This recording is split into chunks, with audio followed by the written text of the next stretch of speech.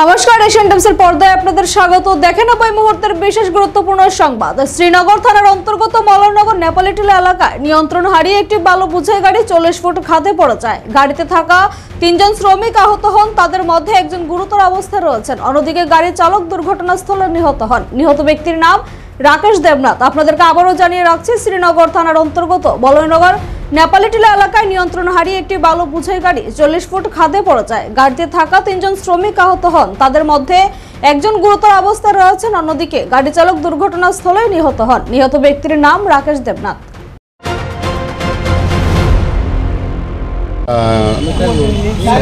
সাতটার দিকে খবর পাইছি মলনগর ট্যাগজোনের কাছাকাছি একটা ডুঙার মধ্যে বালু গাড়ি ট্রাক উঠে ডুঙার মধ্যে পড়ছে এবং শুনছে 3-4 জন লোক ইনজুর্ড।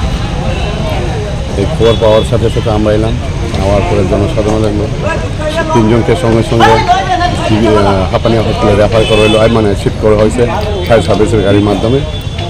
আর গাড়িটা এখন ট্রেনের সাহায্যে উঠে একজন লোককে আহত অবস্থায় উদ্ধার করি এখন এবং জিবি হাসপাতালে পাঠাইছি।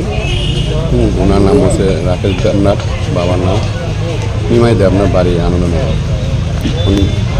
এ পর্যন্ত আমাদের কাছে যিনি গাড়ির তলে প্রায় 2-3 ঘন্টা পরে তোলা হয়েছে ওনাকে না আমরা ক্র্যাঙ্ক যতটুকু আইতে সময় লাগছে ততটুকু আমাদের সময়, কারণ ক্র্যাঙ্ক ছাড়া তো গাড়িটাকে আমরা না উঠিয়ে লোকটাকে উদ্ধার করার মতো কোনো সুবিধা ছিল না, যার জন্য যা ক্র্যাঙ্ক আসতে সময় হলো তাই।